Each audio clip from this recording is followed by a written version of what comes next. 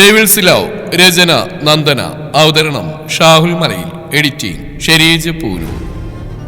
അത് പറ്റില്ല തനു, ഇത് എന്നെ കൂടി സമ്മതിക്കുന്ന കാര്യമായതുകൊണ്ട് തന്നെ എനിക്ക് മറുപടി പറയാം. വിഷ്ണുവിനെ ഓർത്തുള്ള ടെൻഷനിൽ ഇതുകൂടിയായതും ഗൗരിയും ആകെ വല്ലാത്തൊരു മാനസികാവസ്ഥയിൽ എത്തിച്ചേർന്നിരുന്നു. അതുകൊണ്ട് തന്നെ തനുവിന്റെ സംസാരം വല്ലാതെ ദേഷ്യം പിടിപ്പിക്കുകയാണ് ഉണ്ടായത്. നിന്റെ മറുപടി എനിക്ക് ആവശ്യമില്ല ഗൗരി. എന്റെ കഴുത്തിൽ താലിയിട്ടിയത് എന്നെ ഇഷ്ടമാണെന്ന് പറഞ്ഞൊക്കെ ഈ നിൽക്കുന്ന മനുഷ്യനാ. ഞാനില്ലാതെ ഒരു നിമിഷം പോലും ജീവിക്കാൻ കഴിയില്ലെന്ന് പറഞ്ഞ ഇതേ മനുഷ്യനാ കഴിഞ്ഞൊരു മാസമായിട്ട് എന്നെ വിളിക്കുകയോ സംസാരിക്കുകയോ ചെയ്യാതെ പൂർണ്ണമായിട്ട് അവഗണിക്കുന്നത്. എന്നാൽ ഇയാൾ ദിവസം നിന്നെ വിളിക്കാറുണ്ട്. ഇന്ന് രാവിലെ കൂടെ നിങ്ങളുടെ സംഭാഷണം ഞാൻ കേട്ടതാ. ഇങ്ങനെ അകറ്റി നിർത്താനായിരുന്നെങ്കിൽ പിന്നെ എന്തിനാ സ്നേഹിച്ചെന്ന് ഇയാൾ നിന്നോട് പറഞ്ഞ് ഞാൻ വ്യക്തമായി കേട്ടതാ. പിന്നെ തനുവിന് സംശയമൊന്നുമില്ല, എന്നോടൊന്നും ചോദിച്ചില്ല. ചോദിച്ചാൽ തന്നെ എന്തെങ്കിലും നുണ പറഞ്ഞ അവളെ ഞാൻ ഒഴിവാക്കിക്കോളാം. എന്തായാലും നിങ്ങൾ വരുന്നവർ അവളോട് ഞാനൊന്നും പറയില്ല. അതൊക്കെ എന്താണെന്ന് വെച്ചാൽ ദത്തേടൻ തന്നെ അവളോട് പറഞ്ഞാൽ മതി.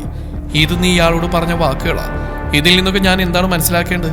വെറൊരു ഫ്രണ്ട്ഷിപ്പാണെന്ന് മാത്രം നിങ്ങൾ എന്നോട് പറഞ്ഞുകളയല്ലേ? ആൾ പരിഹാസത്തോടെ പറഞ്ഞു. ദത്തനും ഗൗരിയും അവളെ എങ്ങനെ പറഞ്ഞു മനസ്സിലാക്കുന്നറിയാതെ വലഞ്ഞു. അതെ തനു, വേണ്ട, നീ ഒന്നും പറയേണ്ട ഗൗരി. എനിക്ക് നിന്നോട് സംസാരിക്കാനൊന്നുമില്ലെന്ന് ഞാൻ പറഞ്ഞു കഴിഞ്ഞു. അതുകൊണ്ട് നീ ഇവിടുന്ന് പോകാൻ നോക്ക്. തനു ദേഷ്യത്തോടെ അവിടെ നേരെ കൈ ചൂണ്ടിക്കൊണ്ട് പറഞ്ഞു. ഗൗരി പെട്ടെന്ന് അവളുടെ കയ്യിൽ കയറി പിടിച്ചു. നീ ഇങ്ങനെ വയലന്റ് ആവാ തനു, ഞാനൊന്ന് പറഞ്ഞോട്ടെ. നീ കരുതുന്ന പോലെയൊന്നും നിന്നോട് എനിക്കൊന്നും സംസാരിക്കാനെന്നല്ലേ ഞാൻ പറഞ്ഞു. ഇറങ്ങി പോടിയെന്നെ മുറിയുന്നു. ഗൗരി എന്തോ പറയാൻ തുടങ്ങിയതും അവളുടെ കൈകൾ കുടഞ്ഞെറിഞ്ഞുകൊണ്ട് തനു അവിടെ നേരെ അലറി. ഒരു നിമിഷം തനുവിന്റെ കയ്യിൽ നിന്നും ഗൗരിയുടെ കൈകൾ വേർപ്പെട്ടതും ബാലൻസ് കിട്ടാതെ അവൾ നിലത്തേക്ക് വീണുപോയി. ഗൗരി! ദത്തൻ ഞെട്ടിലോടെ അവളുടെ അരികിലേക്ക് ഓടി വന്നു. തനു ഒരു നിമിഷം ഞെട്ടിപ്പോയി. അവളുടെ കയ്യിൽ നിന്നും ഗൗരിയുടെ കൈകൾ വേർപ്പെടുത്താൻ വേണ്ടിയാണ് തനു അവളുടെ കൈകൾ കുടഞ്ഞെറിഞ്ഞത്. എന്നാൽ അവൾ ബാലൻസ് കിട്ടാതെ വീണുപോകുമെന്ന് തനു സ്വപ്നത്തിൽ പോലും കരുതിയില്ല. അവൾ കുറ്റബോധത്തോടെ ഗൗരിയെ നോക്കി നിന്നു. ദത്തൻ തനുവിനെ ഒന്ന് രൂക്ഷമായി നോയിക്കൊണ്ട് ഗൗരിയെ പിടിച്ച് എഴുന്നേൽപ്പിച്ചു. അറിയോ ഓക്കെ ഗൗരി? അവൻ അവളോട് ചോദിച്ചു. അവൾ നടുവിന് കൈയും നായും പിടിച്ചുകൊണ്ട് പതിയൊന്ന് മൂളി. ആ നിമിഷം തന്നെയാണ് ഇവരുടെ ബഹളം കേട്ട് താഴെ നിന്ന് ശ്രീദേവി, രാജേശ്വരി, രാജശേഖരനും കൂടെ മുകളിലേക്ക് കയറി വന്ന്. മോളെ! നടുവിന് പിടിച്ചുകൊണ്ട് നിൽക്കുന്ന ഗൗരിയെ കണ്ട് ശ്രീദേവി ഓടി വന്ന് അവളെ ചേർത്ത് പിടിച്ചു. മോളെ, നിനക്കൊന്നും പറ്റിയില്ലല്ലോ? ആരവളുടെ കൈ മുഖമൊക്കെ പിടിച്ചോ ഇങ്ങോട്ട് ചോദിച്ചു. ഇല്ല ആന്റി, എനിക്ക് കുഴപ്പമൊന്നുമില്ല. തനു കൈവിട്ടോ ബാലൻസ് ഇട്ടില്ല, അങ്ങനെ വീണുപോയതാ. ആൾ പറഞ്ഞു കഴിഞ്ഞതും ശ്രീദേവി തനുവിനെ രൂക്ഷമായി നോക്കി. ശേഷം അവളുടെ അരികിലേക്ക് പാഞ്ഞു വന്ന് അവളുടെ കരണത്തെ ആഞ്ഞടിച്ചു. ഒരു നിമിഷം അവിടെ നിന്നവരെല്ലാം ഞെട്ടിപ്പോയി. ശ്രീദേവിയുടെ ഭാഗത്ത് നിന്ന് ഇങ്ങനെ നീക്കാരും പ്രതീക്ഷിച്ചിരുന്നില്ല. തനു കണ്ണുകൾ മുറുക്കി അടച്ചു നിന്നു. അമ്മ എന്തായി കാണിക്കുന്നത്? നീ മിണ്ടരുത് ദത്ത. ഇനി ഇവൾക്ക് വേണ്ടി നീ ഒരു അക്ഷരം പോലും ശബ്ദിച്ചു പോരുത്. ദത്തനെന്തോ പറയാൻ തുടങ്ങിയതും ശ്രീദേവി എന്റെ നേരെ അലറി. എടി, നിനക്ക് എന്ത് ധൈര്യം ഉണ്ടായിട്ടാടി നീ എന്റെ കുഞ്ഞിന്റെ നേരെ കൈ ഉയർത്തിയേ? ശ്രീദേവി തനുവിന്റെ ഇരു കൈകളിലുമായി പിടിച്ചു വെച്ചുകൊണ്ട് ചോദിച്ചു. തനു ഒന്നും മിണ്ടാതെ തലകുനിച്ച് നിന്നു. അറിയാതെയാണെങ്കിലും തന്റെ ഭാഗത്തു നിന്നുണ്ടായ തെറ്റുകൊണ്ട് തന്നെ ആൾക്കാരുടെ മൗനം പാലിക്കുന്ന വൃത്തിയുണ്ടായിരുന്നുള്ളൂ. ആന്റി, എനിക്ക് കുഴപ്പമൊന്നുമില്ല. തനു മനഃപൂർവ്വം ചെയ്തൊന്നല്ല. അവള് കൈയെടുത്ത് മാറ്റിയപ്പോൾ ഞാൻ വീണുപോയതാ. അതിന്റെ പേരിൽ ഇനി തനുവിനെ കുറ്റപ്പെടുത്തേണ്ട. ശ്രീദേവി തനുവിനെ കുറ്റപ്പെടുന്ന കണ്ട് ഗൗരി വേഗം അവളുടെ അരികിലേക്ക് വന്നുകൊണ്ട് പറഞ്ഞു. നീ ഒന്നും പറയേണ്ട ഗൗരി. നിന്നെ ഇവിടെ എന്താ ചെയ്തെന്ന് ഞാൻ എന്റെ കണ്ണുകൊണ്ട് കണ്ടു തന്നെയാ. അതുകൊണ്ട് നിങ്ങൾ ആരും ഇവൾക്ക് വേണ്ടി എന്നോട് വാദിക്കാൻ വരേണ്ട ആവശ്യമില്ല. ഇവളെ എന്താ ചെയ്യേണ്ടതെന്ന് എനിക്കറിയാം.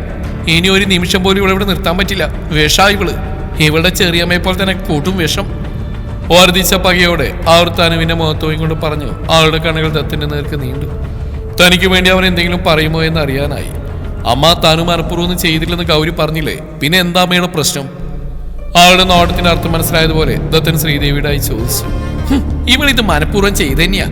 ഈ മുറിയിൽ നിന്ന് ഇറങ്ങിപ്പോടി എന്ന് പറഞ്ഞ ഗൗരി മോളെ ഇവളെ പിടിച്ചളന്ന് ഞാൻ എന്റെ കണ്ണുകൊണ്ട് കണ്ടതാ. അതിൽ കൂടുതൽ തെളിവുകളൊന്നും എനിക്ക് വേണ്ട. അതുകൊണ്ട് നിങ്ങൾ ആരും ഇവിടെ ന്യായീകരിക്കാനായി എന്റെ അരികിലേക്ക് വരണ്ട. ഇനി ഒരു നിമിഷം പോലും ഇവിടെ ഈ വീട്ടിൽ ഞാൻ നിർത്തില്ല. അവസരം കിട്ടിയാൽ നമ്മൾ ഓരോരുത്തരെയും കൊല്ലാൻ പോലും ഇവിടെ മടിക്കില്ല. അതാണല്ലോ പാരമ്പര്യം. അപ്പോഴേക്കും രാജേശ്വരി ഓടി വന്ന് അവളെ ചേർത്ത് പിടിച്ചു. ഏടത്തി മതി, ഒരവസരം വന്നപ്പോൾ ഏടത്തി അതിനെ മുതലെടുക്കാൻ ശ്രമിക്കരുത്. അതുപോലെ ഏടത്തിക്ക് തനുവിന് ഇഷ്ടമല്ലെന്ന് കരുതി അവളോട് എന്തും പറയാനൊന്നും കരുതരുത്. ദത്തന്റെ ഭാര്യയാണ് ഇവള്. അത് ഏടത്തി പലപ്പോഴും മറന്നു പോകുന്നു. ശ്രീദേവിയുടെ സംസാരം ഇഷ്ടപ്പെടാതെ രാജേശ്വരി ദേഷ്യത്തോടെ പറഞ്ഞു. നീ എന്തിനാ രാജി ഇവളെ സപ്പോർട്ട് ചെയ്യുന്നത്? നമ്മുടെ ശത്രുവിന്റെ മകളാ ഇവള്. അവര് നമ്മളോട് ചെയ്തതിന് പ്രതികാരം ചെയ്യാൻ വേണ്ടി മാത്രമാ നമ്മൾ ഇവളെ ഇങ്ങോട്ട് കൊണ്ടുവന്നു തന്നെ. അല്ലാതെ ഇവിടെ കെട്ടിലമ്മയായിട്ട് വാഴിക്കാറല്ല. അതുകൊണ്ട് നീ ഇവിടെ കാര്യത്തിൽ കൂടുതൽ ഇടപെടേണ്ട രാജി. അതുവരെ മിണ്ടാകുന്ന രാജശേഖരൻ പറഞ്ഞു. രാജ അയാളെ ദയനീയതയോടെ നോക്കി. ദത്തിനും മറുപടിയൊന്നും ഉണ്ടായിരുന്നില്ല. അങ്ങനെ അല്ലെന്ന് ഉറക്കെ വിളിച്ചു പറയാൻ തോന്നിയെങ്കിലും അവന്റെ നാവ് അനങ്ങിയിരുന്നില്ല.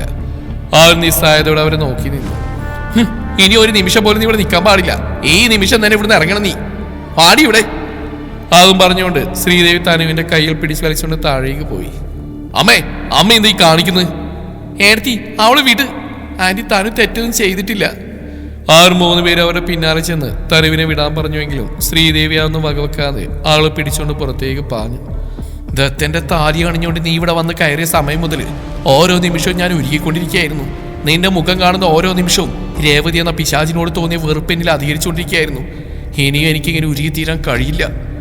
ചിലപ്പോൾ നിന്നോടുള്ള വെറുപ്പ് കാരണം ഞാൻ നിന്നെ കൊല്ലാൻ പോലും മടിക്കില്ല തനുശ്രീ. അതുകൊണ്ട് ഇനി ഒരു നിമിഷം പോലും നീ ഇവിടെ നിൽക്കാൻ പാടില്ല. ഇറങ്ങി പോടി എന്റെ വീട്ടിൽ നിന്ന്. അതും പറഞ്ഞുകൊണ്ട് ശ്രീദേവിയുടെ മുടി കുത്തിപ്പിടിച്ചുകൊണ്ട് പുറത്തേക്ക് ആഞ്ഞു തള്ളി. ദത്തിന് രാജേശ്വരിയോളെ പിടിക്കാനായി പുറത്തേക്ക് പാഞ്ഞുവെങ്കിലും അതിനു മുന്നേ തന്നെ അവളൊരു നിലവിളിയോടെ പടിക്കെട്ടിൽ നിന്ന് താഴേക്ക് വീണിരുന്നു. തനു മോളെ! അവരിരുവരും ഞെട്ടലോട് അങ്ങോട്ടേക്ക് ഓടി വന്നപ്പോഴേക്കും എന്നും താങ്ങായി നിന്നിരുന്ന 2 കരങ്ങൾ അവൾ ഇന്നും ചേർത്ത് പിടിച്ചിരുന്നു. ചിറ്റേ! തനൊരു പൊട്ടിക്കരച്ചിലോടെ രേവതിയുടെ നെഞ്ചിലേക്ക് മുഖം അമർത്തി നിന്നു. അവൾക്ക് ആരെയും മുഖമുയർത്തി നോക്കാനുള്ള ശക്തി ഉണ്ടായിരുന്നില്ല. അവളാകെ തളർന്നു പോയിരുന്നു. പെട്ടെന്ന് രേവതിയോടെ കണ്ട ദത്തിന് രാജേശ്വരി ഒന്ന് പകച്ചുപോയെങ്കിലും ശ്രീദേവി താൻ വിചാരിച്ച പോലെ തന്നെ കാര്യങ്ങൾ നടന്നതിന്റെ സന്തോഷത്തിലായിരുന്നു. അതവളുടെ മുഖത്ത് തന്നെ വായിക്കാൻ സാധിക്കുന്നുണ്ടായിരുന്നു. രേവതി തനുവിന്റെ നെറുകയിലൂടെ തലോടിക്കൊണ്ട് കത്തുന്ന കണ്ണുകളോടെ അവിടെ നിന്ന് ഓരോരുത്തരെയും നോക്കി. ആ നോട്ടത്തിന്റെ അവസാനം ആളുടെ കണ്ണുകൾ ശ്രീദേവിയുടെ മുഖത്ത് തങ്ങി നിന്നു. ഒരു നിമിഷം പഴയ ഓർമ്മകൾ പലതും ആളുടെ മനസ്സിലേക്ക് ഇരച്ചേറിക്കൊണ്ടിരുന്നു. വർദ്ധിച്ച ദേഷ്യത്തോടെ അവൾ ഒരിക്കൽ കൂടി ആ പടികൾ ചവിട്ടി കയറി. ശേഷം ശ്രീദേവിയുടെ മുന്നിലേക്ക് വന്ന് അവളുടെ കാരണത്ത് ആഞ്ഞടിച്ചു. ഒരു നിലവിളിയോടെ അവർ നിലത്തേക്ക് വീഴാൻ പോയതും അടുത്തുനിന്ന് രാജശേഖരൻ അവനെ ചേർത്ത് പിടിച്ചു. എന്ത് ധൈര്യം ഉണ്ടായിട്ടാടി നീ എന്റെ കുഞ്ഞിന്റെ നേർക്ക് കൈ ഉയർത്തിയത്? രാജശേഖരനോട് ചേർന്ന് നിന്ന ശ്രീദേവിയുടെ കവിളിൽ കുത്തിപ്പിടിച്ചുകൊണ്ട് രേവതി അലറി. ആ നിമിഷം അവൾ മകൾക്ക് വേണ്ടി പോരാടുന്ന ഒരമ്മ മാത്രമായിരുന്നു. തന്റെ മുന്നിൽ അഗ്നിയെരിയുന്ന കണ്ണുകളോട് നിൽക്കുന്ന രേവതിയെ നോക്കാൻ കഴിയാത്തവണ്ണം ശ്രീദേവിയുടെ കണ്ണുകൾ നീറിപ്പുകഞ്ഞു. ആളുടെ കൈകൾ കവിളിൽ മുറുകുന്നതിനനുസരിച്ച് ശ്രീദേവിയുടെ കണ്ണുകൾ നിറഞ്ഞൊഴുകിക്കൊണ്ടിരുന്നു. ആളുടെ കൈകൾക്ക് കാരിരുമ്പിന്റെ ശക്തി ഉണ്ടെന്ന് ആ നിമിഷം അവർക്ക് തോന്നിപ്പോയി. ആരിൽ നിന്നൊരു ആർത്തനാദം പുറത്തേക്ക് വന്നു. രാജശേഖരൻ പെട്ടെന്ന് രേവതിയുടെ കയ്യിൽ നിന്ന് ശ്രീദേവിയെ മോചിപ്പിച്ചു. ദേവി! അയാൾ അവിടെ കവിളും കഴുത്ത് ഒഴിഞ്ഞുകൊടുത്തോണ്ടിരുന്നു. അമ്മേ! ദത്തിന് ഓടി വന്ന് അവരെ ചേർത്ത് പിടിച്ച്. ആ കാഴ്ച നിസ്സംഗതയോടെ നോക്കി നിൽക്കാൻ മാത്രമേ തനുവിന് സാധിച്ചുള്ളൂ. ഈ നിമിഷം വരെ തന്നെ ഒന്ന് ചേർത്ത് പിടിക്കാൻ അവന് തോന്നിയില്ലല്ലോ എന്ന് ആൾ വേദനയോടെ ഓർത്തു. മനസ്സിൽ തോന്നി തുടങ്ങി അവനോടുള്ള പ്രണയത്തിന് എന്തൊക്കെയോ വിള്ളലുകൾ വീഴുന്ന പോലെ. ആൾ കണ്ണുകൾ മുറുക്കി അടച്ചുകൊണ്ട് നിറഞ്ഞു വന്ന കണ്ണുനീരിനെ ഒഴുക്കാൻ വിട്ടു. അപ്പോഴും ശ്രീദേവിയെ തന്നെ രൂക്ഷമായി നോയിക്കൊണ്ട് നിൽക്കുകയായിരുന്നു രേവതി.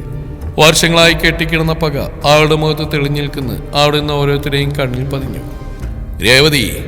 പെട്ടെന്ന് രാജശേഖരന്റെ ശബ്ദം കേട്ടതും അവൾ മുഖമുയർത്തിയ അയാളെ നോക്കി. എന്താ നിന്റെ ഉദ്ദേശം? ഇനി ഇവളെയും കൊല്ലാൻ വല്ല പ്ലാനുണ്ടോ? ആദ്യം നീ എന്റെ സൂര്യന്റെ ജീവനും ജീവിതവും നശിപ്പിച്ചു. ഇപ്പൊ നിനക്ക് എന്റെ പെണ്ണിന്റെ ജീവൻ കൂടി വേണോ? അയാൾ ചോദിച്ചതും രേവതി കണ്ണുകൾ കുറുക്കിക്കൊണ്ട് അയാളെ നോക്കി. ഞാനാണോ രാജശേഖര നിന്റെ സൂര്യന്റെ ജീവിതം നശിപ്പിച്ച്? മനക്കലുകാരും സൂര്യമംഗലത്തുകാരും ചേർന്ന് എന്റെ ജീവിതമല്ലേ നശിപ്പിച്ച് കളഞ്ഞ്. എന്നിട്ടിപ്പോ പ്രതികാരം എന്ന പേരും പറഞ്ഞ് മകനെ കൊണ്ട് എന്റെ കുഞ്ഞിന്റെ ജീവിതം കൂടി നശിപ്പിച്ചിരിക്കുന്നു. നീയൊക്കെ ഒരു മനുഷ്യനാണോടോ? ആൾ വർദ്ധിച്ച ദേഷ്യത്തോടെയും പകയോടെയും അയാളുടെ മുഖത്തേക്ക് നോക്കി ഉറക്കെ ചോദിച്ചു. ആളുടെ ആ ചോദ്യത്തിന് അയാൾക്ക് മറുപടി ഉണ്ടായിരുന്നില്ല. എന്തൊക്കെ പറഞ്ഞാലും എന്തിന്റെ പേരിലാണെങ്കിലും തനുവിനോട് ദത്തൻ ചെയ്തത് തെറ്റ് തന്നെയാണ്. അത് അയാൾക്കും അറിയാമായിരുന്നു. അതേടി, പ്രതികാരം തന്നെയായിരുന്നു. നിന്നോട് നിന്റെ കുടുംബത്തോടുള്ള അടങ്ങാത്ത പ്രതികാരം. പിന്നെ നീ എന്താടി കരുതിയത്? എന്റെ ഏട്ടന്റെ ജീവിതം നശിപ്പിച്ച് അദ്ദേഹത്തെ ഒന്നുമല്ലാതാക്കി നാടും കടത്തിച്ച് എന്റെ കുടുംബം മുഴുവൻ തകർത്തിട്ട് നിനക്കങ്ങ് സൂക്ഷിച്ച് ജീവിക്കാന്നോ? രാജശേഖരന് നേരെ നിന്നുകൊണ്ട് രേവതി വീറോട് ചോദിച്ചും ഉള്ളിലെരിയുന്ന വെറുപ്പോടെ ദത്തന്റെ കൈകൾ തട്ടിമാറ്റിക്കൊണ്ട് ശ്രീദേവി അവളുടെ മുന്നിലേക്ക് പാഞ്ഞു വന്നിരുന്നു വിഷം തുപ്പി. അതിന് മറുപടിയായി രേവതി എന്തോ പറയാൻ തുടങ്ങിയതും തൊട്ടടുത്ത നിമിഷത്തെ ശ്രീദേവിയുടെ വാക്കുകൾ അവളുടെ നാവിനെ ബന്ധിച്ചു. സൂര്യമംഗലത്തെ പടി ചവിട്ടാൻ പോലും യോഗ്യതയില്ലാത്തവൾക്ക് സൂര്യമംഗലത്തെ കൊച്ചു തമ്പുരാന്റെ ഭാര്യ ആവണം. എന്നിട്ടോ അവന്റെ കുഞ്ഞിനെയും വയറ്റിലിട്ടുകൊണ്ട് അവനെ തന്നെ ചതിക്കാൻ കൂട്ടുനിന്നു. അതും പോരാൻ നൊന്ത് പ്രസവിച്ച സ്വന്തം കുഞ്ഞാണെന്ന് പോലും ഓർക്കാതെ ആ കുഞ്ഞിനെയും കൊന്നിരിക്കുന്നു. വൃത്തികെട്ടവള്! ശ്രീദേവി അവൾ നോക്കി വെറുപ്പോടെയും പരിഹാസത്തോടെയും പറഞ്ഞു. അവളുടെ ആ വാക്കിൽ രേവതിയുടെ തലകുനിഞ്ഞു. ശരിയാണ്, സൂര്യമംഗലത്തെ പടി ചവിട്ടാനുള്ള യോഗ്യത പോലും ഇല്ലായിരുന്നു. എന്നിട്ടും സൂര്യേട്ടന് ഇഷ്ടമാണെന്ന് പറഞ്ഞപ്പോൾ താനും അത് അംഗീകരിച്ചു, ആഗ്രഹിച്ചു. പാടില്ലായിരുന്നു. അതിനുള്ള ശിക്ഷയായിരിക്കാം ഈ വർഷക്കാലം അത്രയും താൻ അനുഭവിച്ച്. തന്റെ കുഞ്ഞിനെ പോലും തനിക്ക്. ബാക്കി അവൾക്ക് ചിന്തിക്കാൻ പോലും കഴിയുന്നുണ്ടായിരുന്നില്ല. അവൾ തികട്ടി വന്ന രേഖലിനെ ചുണ്ടുകൾ കൂട്ടിപ്പിടിച്ചുകൊണ്ട് അടക്കി നിർത്തി. നിറയാൻ വെമ്പി നിന്ന കണ്ണുകൾ മുറുക്കി അടച്ചുകൊണ്ട് നിയന്ത്രിച്ചു. എന്താടി, നിനക്കിപ്പൊന്നും പറയാനില്ലേ? ആൾ മൗനമായി നിൽക്കുന്ന കണ്ട് ശ്രീദേവി അവളുടെ തോളിൽ പിടിച്ചുകൊണ്ട് പിന്നിലേക്ക് ആഞ്ഞു തള്ളിക്കൊണ്ട് ചോദിച്ചു. ചിറ്റേ! ശ്രീദേവിയുടെ തളയിൽ വീഴാൻ പോയവളെ തനു പിന്നിൽ നിന്ന് മുറുകെ പിടിച്ചു. ഓ, നീ അന്ന് ചതിച്ച എന്റെ ഏട്ടന് മാത്രം ആയിരുന്നില്ലടി, ഒരു കുടുംബത്തെ തന്നെയായിരുന്നു. കൂടെ പിറപ്പിനെ പോലെ നിന്നെ സ്നേഹിച്ച നിന്റെ കൂട്ടുകാരിയായിരുന്നു, അറിയോ നിനക്ക്? വീണ്ടും അവളുടെ മുന്നിലേക്ക് കയറിയുന്നോട് ശ്രീദേവി ദേഷ്യത്തോടെ ചോദിച്ചു. രേവതിയുടെ കണ്ണുകൾ രാജേശ്വരിയെ തേടിപ്പോയി. കണ്ണുകൾ മുറുക്കി അടച്ച് മുഷ്ടിയുരുട്ടി തലകുനിച്ചുകൊണ്ട് നിൽക്കുകയാണ് അവൾ. നഷ്ടപ്രണയത്തിന്റെ ഓർമ്മയിലായിരിക്കണം അവൾ ആ നിമിഷം എന്ന് രേവതിക്ക് തോന്നി. അവൾ നിർവികാരതയോടെ അത് നോക്കി നിന്നു. രാജേശ്വരി മനക്കൽ തറവാണ്ട് രാജകുമാരി ആയിരുന്നു അവള്. ഇപ്പൊ കണ്ടോ, സൂര്യനാരായണ പ്രണയിച്ചു എന്നൊരൊറ്റ കാരണം കൊണ്ട് ഒരു ജീവിതം പോലും ഇല്ലാത്ത ആ മറ്റുള്ളവർക്ക് ഒരു ബാധ്യയാണെന്ന് സ്വയം കരുതി ഇന്ന് ഈ തറവാടിന്റെ അകത്തളത്തിൽ ഒരു വിധവയെ പോലെ കഴിയുന്നു. രേവതിയെ നോക്കി വീരോട് ഓരോന്നും പറയുമ്പോൾ ഇത്രയും നാൾ മനസ്സിലടക്കി വെച്ചിരുന്ന അവളോടുള്ള പക മുഴുവൻ അവർ പുറത്തേക്ക് തുപ്പി. ഒന്നിനും മറുപടി ഉണ്ടായിരുന്നില്ല രേവതിക്ക്. ശ്രീദേവി പറയുന്നതിലധികവും സത്യം തന്നെയായിരുന്നു. സൂര്യനാരായണനെ പ്രണയിച്ചു പോയി എന്ന ഒരൊറ്റ കാരണം കൊണ്ടാണ് രാജേശ്വരി ഇന്നൊരു വിധവയെ പോലെ ഈ വീടിനുള്ളിൽ കഴിയുന്നത്. അവൾ വേദനയോടെ ഓർത്തുകൊണ്ടിരുന്നു. അതുപോലെ നിനക്ക് എന്റെ അച്ഛനെങ്ങനെ മരിച്ചെന്നറിയൂ രേവതി? കണ്ണുകൾ നിറച്ചുകൊണ്ടുള്ള ശ്രീദേവിയുടെ ചോദ്യത്തിന് രേവതി അവൾ നിർവികാരതയോടെ നോക്കുന്നതേ ഉള്ളൂ. രാമായണത്തിലെ ദശരഥനെ പോലെ പുത്രദുഃഖത്താൽ നേറിയ എന്റെ അച്ഛൻ മരിക്കുന്നത് ഒന്ന് എഴുന്നേറ്റിരിക്കാൻ പോലും കഴിയാതെ തളർന്നു കിടന്ന ആ മനുഷ്യൻ അവസാന കാലത്തും സ്വന്തം മകനോട് നോക്കി കാണാൻ മാത്രം കൊതിച്ചിരുന്നു, അറിയൂടി നിനക്ക്? ശ്രീദേവിയുടെ വാക്കുകളിൽ വേദനയും ദേഷ്യവും ഒരുപോലെ അലയടിച്ചുകൊണ്ടിരുന്നു. ഇന്നും അറിയില്ല എന്റെ ഏട്ടൻ എവിടെയുണ്ടെന്ന്, ജീവനോട് ഉണ്ടോന്ന് പോലും അറിയില്ല. അതിനൊക്കെ കാലം നീയല്ലേ, നീ ഒറ്റ ഒരുത്തി. നിനക്ക് എന്റെ ഏട്ടന്റെ കുഞ്ഞിനെ ഇങ്ങനെ കൊല്ലാൻ ഞങ്ങൾക്ക് തന്നുകൂടായിരുന്നോ? എങ്കിലും എന്റെ ഏട്ടൻ ഞങ്ങൾ വിട്ടുപോയിരിക്കായിരുന്നല്ലോ. നീ ഏട്ടന്റെ കുഞ്ഞിനെ കൊന്നുകളഞ്ഞോർത്ത് സങ്കടം സഹിക്കാൻ വയ്യാതെയാണ് എന്റെ ഏട്ടൻ ഈ നാടും വീടും വിട്ടു പോയത്, അറിയോടി നിനക്ക്? ഇത്രയൊക്കെ ഞങ്ങളോട് ചെയ്തു കൂട്ടിയ നിന്നെ ഞങ്ങൾ വെറുതെ വിടുന്ന കരുതിയോ നീ? ഈ വർഷങ്ങൾ അത്രയും ഒരു അവസരത്തിനായി ഞങ്ങൾ കാത്തിരിക്കായിരുന്നടി. ആദ്യം ദുഃഖത്തോടെയും അതിനുശേഷം അതീവ ദേഷ്യത്തോടെയും അവൾ രേവതിയുടെ നേരെ ചീറിക്കൊണ്ട് ചെന്നു. ഇപ്പൊ നിനക്ക് വിഷമം തോന്നില്ലേ? സങ്കടം സഹിക്കാൻ കഴിയാതെ മരിച്ചു കളഞ്ഞാലെന്ന് പോലും തോന്നില്ലേ? വർഷങ്ങൾക്ക് മുമ്പ് ഞങ്ങളുടെ അവസ്ഥ ഇതന്നെയായിരുന്നടി. എന്റെ ഏട്ടന്റെ തകർന്നുള്ള നിൽപ്പ് കണ്ടപ്പോ, സ്വന്തം മകനൊരു നോക്ക് കാണാൻ പോലും കഴിയാതെ തളർന്നു വീണുപോയ അച്ഛന്റെ അവസ്ഥ കണ്ടപ്പോ, മകന്റെയും ഭർത്താവിന്റെയും വേർപാടിലും മനം തൊത്ത് ഒരു മുറിയിൽ തന്നെ അടച്ചുകൂട്ടിരിക്കുന്ന പെറ്റമ്മയുടെ അവസ്ഥ കണ്ടപ്പോഴേക്കും മരിച്ചു പോയിരുന്നെങ്കിൽ ഞാനും ചിന്തിച്ചിരുന്നു. എന്നാൽ അവിടെ നിന്നും എന്റെ മരണമല്ല നിന്റെ തകർച്ചയാണ് കാണേണ്ടതെന്ന് ഞാൻ മനസ്സിലാക്കിയത് എന്റെ മകൻ വളർന്നു വലുതായപ്പോഴാ. പ്രതികാരത്തിലായി നിന്റെ വളർത്തുമകളെ അവൻ താരി കെട്ടിക്കൊണ്ട് വന്നപ്പോഴാ. ഇവളെ ഇവനെ ഉപദ്രവിക്കുന്നുണ്ട് ആദ്യം കുറച്ച് കുറ്റബോധം തോന്നിയിരുന്നെങ്കിലും നിന്റെ മുഖം ഓർക്കുമ്പോഴൊക്കെ ഞാനതൊക്കെ മറക്കാറാ പതിവ്. അത്രക്ക് വെറുപ്പാ എനിക്ക് നിന്നോട് നിന്റെ കുടുംബത്തിനോടും, അറിയോടി നിനക്ക്? ശ്രീദേവി അലറിക്കൊണ്ട് അവളോടായി പറഞ്ഞു. മതി, നിർത്ത്. പെട്ടെന്ന് രാജേശ്വരിയുടെ ഉയർന്ന ശബ്ദം കേട്ടതും എല്ലാവരും ഞെട്ടലോടെ തിരിഞ്ഞു നോക്കി. ഇരുകൈകളും ചെവിക്ക് മീതെ വെച്ച് പൊത്തിപ്പിടിച്ചുകൊണ്ട് കണ്ണുകൾ മുറുക്കി അടച്ച് വല്ലാത്തൊരു ഭാഗത്ത് നിൽക്കുന്ന രാജേശ്വരിയെ രേവതിയും ശ്രീദേവിയും ദത്തനും തനും ഉൾപ്പെടെ എല്ലാവരും അത്ഭുതത്തോടെ നോക്കി നിന്നു. ഇതേ സമയം മനക്കൽ തറവാടിന്റെ പടിപ്പുരമുറ്റത്ത് മുംബൈ രജിസ്ട്രേഷനുള്ള ഒരു വെളുത്ത കാർ വന്ന് നിന്നു. അതിൽ നിന്നും ആരോഗ്യ ദൃഢഗാത്രനായ ഒരു മധ്യവയസ്കൻ ഡോർ തുറന്ന് പുറത്തേക്ക് ഇറങ്ങി. അയാളുടെ കാൽപാദങ്ങൾ ആ മണ്ണിലമർന്നു. എവിടെ നിന്നോ ഒരു ഇളം കാറ്റ് അയാളുടെ ശരീരത്തിൽ വന്ന് തട്ടി തലോടിക്കൊണ്ടിരുന്നു. പ്രായം ഏകദേശം 50 വയസ്സിന് മേലുണ്ടെങ്കിലും കാഴ്ചയിൽ 40 പോലും പറയില്ല. വ്യായാമം ചെയ്ത ജിം ബോഡിയും ഉറച്ച മസിലുകളും അയാളുടെ സൗന്ദര്യത്തെ എടുത്ത് കാണിക്കുന്നുണ്ടായിരുന്നു. ബ്ലാക്ക് ജീൻസും ബ്ലൂ കളർ ഷർട്ടുമായിരുന്നു അയാളുടെ വേഷം. വെട്ടിയൊതുക്കിയ താടിയിലും മുടിയിലും ഇടയ്ക്കിടെയായി കാണുന്ന വെളുത്ത മുടിയഴകൾ അയാൾക്കൊരു സോൾട്ട് ആൻഡ് പെപ്പർ ലുക്ക് കൊടുത്തിരുന്നു. തിളങ്ങുന്ന കണ്ണുകൾക്കിടയിൽ സ്ഥാനം പിടിച്ചിരുന്ന സ്പെക്സ് അയാൾ ഒന്നുകൂടി അമർത്തി വെച്ചുകൊണ്ട് ആ തറവാടിനെ ഒന്നാകെ ഒന്ന് വീക്ഷിച്ചു. ആ നിമിഷം അയാളുടെ കണ്ണുകളിൽ വല്ലാത്തൊരു തിളക്കം കാണാൻ കഴിഞ്ഞു.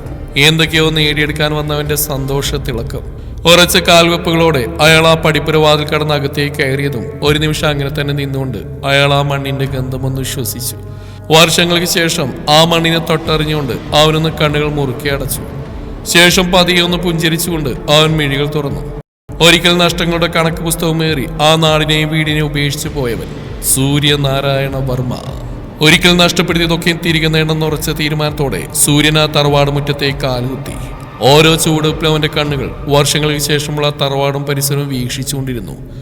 മുറ്റം കടന്ന് ഉമ്മറവാതിൽക്കിലെത്തിയതും വീടിനുള്ളിൽ നിന്ന് ആരുടെയൊക്കെ അലർച്ചയും അടക്കി പിടിച്ച കരച്ചിലുകളൊക്കെ കേൾക്കുന്നുണ്ടായിരുന്നു. അവൻ സംശയത്തോടെ നെറ്റി വിളിച്ചുകൊണ്ട് ഉമ്മറപ്പടിയിലേക്ക് കാലെടുത്ത് വെച്ചു. പെട്ടെന്ന് അകത്തിന്ന് രാജേശ്വരിയുടെ കരച്ചിലോടുകൂടിയ ശബ്ദം കേട്ടതും അവനും നിന്നു. തുറന്നു കിടന്ന വാതിലൂടെ അകത്തേക്ക് ശ്രദ്ധിച്ചു. അവിടെ നിൽക്കുന്നവരെ കണ്ട് അവന്റെ കണ്ണുകളൊന്നും വിടുന്നു. രേവു അവന്റെ ചുണ്ടുകൾ മന്ത്രിക്കുമ്പോൾ ആഗ്രഹിച്ച എന്തോ കണ്ടുകിട്ടിയ സന്തോഷത്തിൽ അവന്റെ മനസ്സ് തുടികൊട്ടി. ആ നിമിഷം അകത്തിന്ന് രാജേശ്വരിയുടെ നാവിൽ നിന്ന് വീഴുന്ന വാക്കുകൾ കേട്ട് അവന്റെ കണ്ണുകളൊന്ന് കുറുകി. അകത്തേക്ക് എടുത്തു വെക്കാൻ തുടങ്ങിയ കാലം പുറത്തേക്ക് തന്നെ വെച്ചു. ശേഷം അവർ പറയുന്നത് എന്താണെന്ന് അറിയാനായി അവൻ ആ വാതിലിൽ തന്നെ നിന്നു. മതി, നിർത്തി ഇനിയൊന്നും പറയല്ലേ. ചെയ്യാത്ത തെറ്റിന് ഇനി വാക്കുകൾ കൊണ്ട് അവൾ പ്രേരിക്കില്ലേ? ദൈവം പോലും പൊറുക്കില്ല. നിലത്ത് മുട്ടൂത്തിയിരുന്നുകൊണ്ട് ഇരു കൈകളും കൂപ്പി ശ്രീദേവിയെ നോക്കി യാചനയോടെ പറയുന്ന രാജേശ്വരിയെ കണ്ട് എല്ലാവരും അത്ഭുതത്തോടെ നോക്കി നിന്നു. രാജി, നീ എന്തീ കാണിക്കുന്നേ? അപ്പച്ചി. ശ്രീദേവിയും ദത്തനും അവളുടെ അരിയിലേക്ക് ഓടി വന്നു. ദത്തൻ അവളെ ചേർത്ത് പിടിച്ചു. അവരവന്റെ നെഞ്ചിൽ മുഖാമർത്തിക്കൊണ്ട് പൊട്ടിക്കരഞ്ഞു. ഇനിയും വയ്യ എനിക്ക്, ഇനി ഈ വേദന താങ്ങാൻ കഴിയില്ല എനിക്ക്. കഴിഞ്ഞ 22 വർഷമായിട്ട് ഞാൻ അനുഭവിക്കുന്ന വേദന ഓരോ ദിവസവും ഉരുക്കി കഴിയുകയായിരുന്നു. അവർ പറഞ്ഞതും അവരെല്ലാവരും സംശയത്തോടെ നോക്കി നിന്നു. തനി രേവതിയെ ചേർത്ത് പിടിച്ചുകൊണ്ട് അപ്പച്ചിയെ തന്നെ നോക്കി നിൽക്കുകയായിരുന്നു. നീ എന്തൊക്കെയാ പറയുന്നത് രാജി? കഴിഞ്ഞ 22 വർഷമായിട്ട് നീ എന്ത് വേദന അനുഭവിക്കുന്നതാ? അതിന് മാത്രം നിനക്കെന്താ സംഭവിച്ചു? രാജശേഖരൻ അവളുടെ അരികിലേക്ക് വന്നിരുന്നോണ്ട് ചോദിച്ചു. പറയാം, ഞാനെല്ലാം പറയാം. ഇത്രയും നാൾ ഞാനെല്ലാം ഒളിച്ചു വെച്ചിരുന്നു. ഇനി എന്നെ കൊണ്ട് പറ്റില്ല. മരിച്ചുപോയ ഒരാൾക്ക് ചെയ്തു കൊടുത്ത സത്യത്തിന്റെ പേരിൽ ഇനി ഞാനെല്ലാം മറച്ചു വെച്ച ദൈവം പോലും എന്നോട് പൊറുക്കില്ല. ആൾ നിറകണ്ണുകളോടെ പറഞ്ഞു. എല്ലാവരും കാര്യം എന്തെന്നറിയാതെ അവർ തന്നെ പകച്ച് നോക്കിക്കൊണ്ടിരുന്നു. ഏടത്തി ഇപ്പൊ പറഞ്ഞില്ലേ രേവതി നമ്മുടെ കുടുംബം നശിപ്പിച്ചു എന്ന്? അവള് കാരണമാണ് ഏടത്തിയുടെ അച്ഛൻ മരിച്ചെന്ന്, സൂര്യേട്ടൻ നാട് വിട്ടു പോയതെന്നൊക്കെ രാജേശ്വരി ചോദിച്ചു.